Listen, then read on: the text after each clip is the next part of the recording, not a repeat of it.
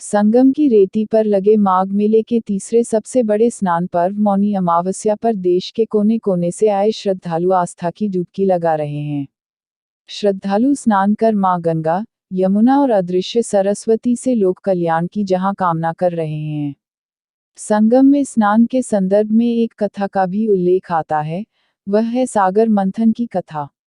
कथा के अनुसार जब सागर मंथन से भगवान धन्वंतरी अमृत कलश लेकर प्रकट हुए उस समय देवताओं एवं असुरों में अमृत कलश के लिए खींचातानी शुरू हो गई। इससे अमृत की कुछ बूंदें छलक कर इलाहाबाद, हरिद्वार, नासिक और उज्जैन में जा गिरी। यही कारण है कि यहाँ की नदियों में स्नान करने पर अमृत स्नान का पुण्य प्राप्त होता है। यह तिथि अगर सोमवार के दिन पड़ती है तब इसका महत्व कई गुना बढ़ जाता है। अगर सोमवार हो और साथ ही महाकुंभ लगा हो तब इसका महत्व अनंत गुना हो जाता है। शास्त्रों में कहा गया है, सतयुग में जो पुण्य तप से मिलता है, द्वापर में हरि भक्ति से, त्रेता में ज्ञान से, कलयुग में दान से, लेकिन माघ मास में संगम स्नान हर युग में अनंत पुण्यदायी होगा। इस तिथि को पवित्र नदियों में स्नान के पश्चात अन्न, वस्त्र, धन, गौ, भूमि तथा स्वर्ण जो भी आपकी इच्छा हो दान देना चाहिए। इस दिन तिल दान भी उत्तम कहा गया है। इस तिथि को मौनी अमावस्या के नाम से भी जाना जाता है, अर्थात मौन अमावस्या। चूंकि इस व्रत में व्रत करने वाले को पूरे दिन मौन व्रत का पालन करना होता, इसलिए यह योग पर आधारित व्रत कहलाता है। शास्त्रों में वर्णित भी है कि होंठों से ईश्वर का जाप करने से जितना पुण्य मिलता है, उससे कई गुना अधिक पुण्य मन का फेर कर हरि का नाम लेने से मिलता है। इसी तिथि को संतों की भांति चुप रहे नहीं हो तो अपने मुख से कोई भी कटु शब्द न निकालें। इस तिथि को भगवान विष्णु और शिव जी दोनों की पूजा का विधान है।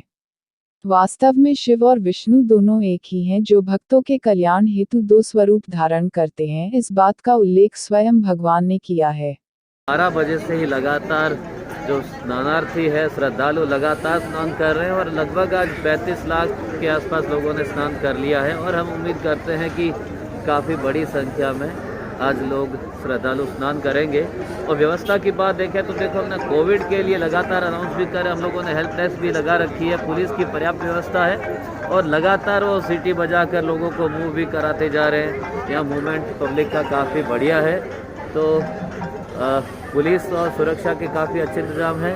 हर जगह सेक्टर मजिस्ट्रेट अपनी ड्यूटी कर रहे हैं, तो यहाँ व्यवस्था काफ़ी बेहतर है। सर, घाटों में कितनी घाटों का इस्तेमाल इस समय हो रहा है और उसमें किस तरीके से भीड़ को सर्कुलेटिंग किया जा रहा है? अच्छा, हमारे यहाँ पर जो मुख्य स्नान घाट है वो संगम नोज एरिया में है, रेल एरिया में है और सेक्टर 3 में है। तो जहाँ काफ़ी बड़ी संख्या में और बहुत बड़ी लंबाई में हमारे यहाँ पर घाट हैं और घाटों पर पर्याप्त और सुरक्षा के अच्छे इंतजाम हैं। हमने बैरिकेटिंग कर रखा, जहाँ पर भी थोड़ा सा भी असुरक्षित क्षेत्र है और हर जगह हम लोगों ने जेटी से बैरिकेटिंग कर रखी है, ताकि एक निश्चित एरिया के बाद जहाँ पानी की गहराई ज़्यादा वहाँ कोई व्यक्ति जाने ना पाए। लाइट के पर्याप्त इंतजाम है, पुलिस का पुख्ता इंतजाम है और आज का जो ये संगम स्नान है मौनी अमावस्या का, वो पूर्णतः सुरक्षित तरीके से कराया जा रहा है।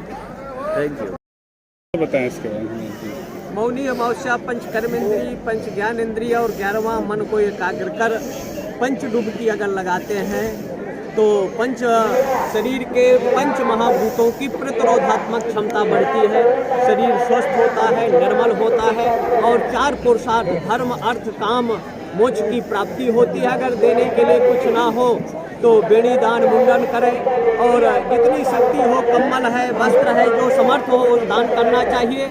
और स्नान कर मतलब अमावस्या के स्नान से चित्त का विक्षेप दूर होता है, मुक्ति का मार्ग प्रशस्त होता है और भगवत प्राप्ति का लक्ष्य बनता है। पूरा परिचय महाराज जी का। मैं काशी सुमेर पीठ शंकराचार्य स्वामी नरेंद्रानंद सरस्वती। वहीं माघ मेले में अमेठी सगरा से आए परमहंस आश्रम के संत शिवयोगी मौनी महाराज माघ मेले में अनूठी साधना करते नजर आए। उन्होंने चक्रवर्ती लोट परिक्रमा करते हुए संगम में आस्था की डुबकी लगाई।